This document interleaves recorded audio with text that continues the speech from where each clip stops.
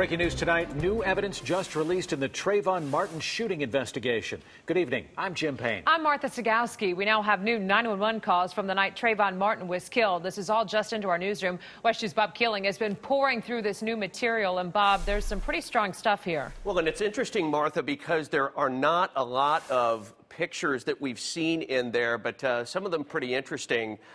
We also want to mention that one of the interviews we have not heard before is with the first responder who treated George Zimmerman there on the scene the night of the shooting on February 26th.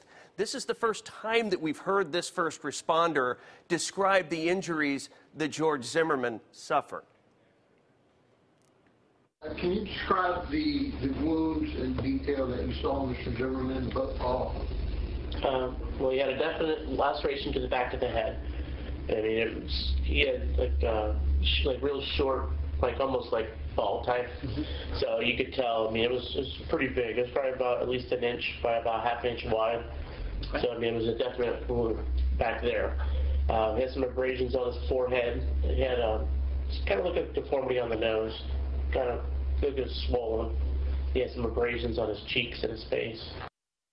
Now, according to the New York Times, the only picture that Sanford police took of George Zimmerman that night at the scene was a straight-on photo. And here you see it's kind of grainy, but it does appear that there is a swelling around George Zimmerman's nose. Meanwhile, another major issue is just who was screaming for help that night.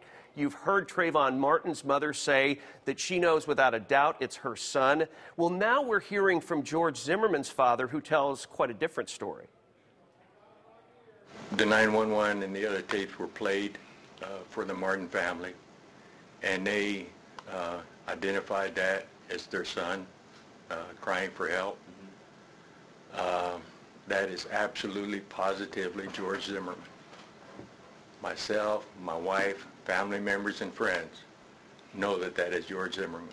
There is no doubt who's yelling for help. Initially, when Mrs. Martin or her attorneys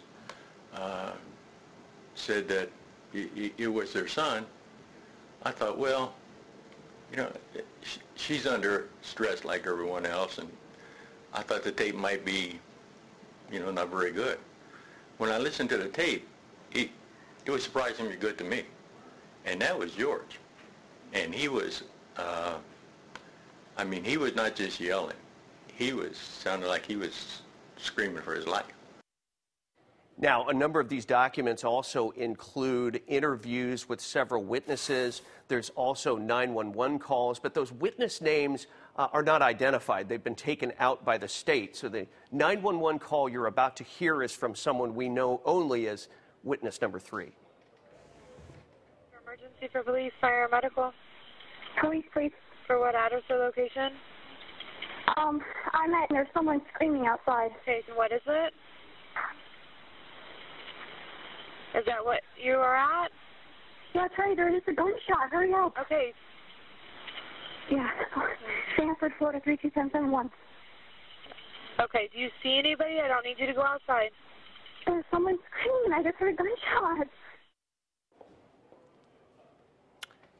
So you hear the 911 call, and one very interesting part of that woman, along with another witness, says that it was just a few moments after the shooting that police arrived. Now, you can take a look. These are some brand new pictures also. These are also evidence pictures taken, we believe, of George Zimmerman the night of his fatal encounter. There you see blood coming out of the back of his head.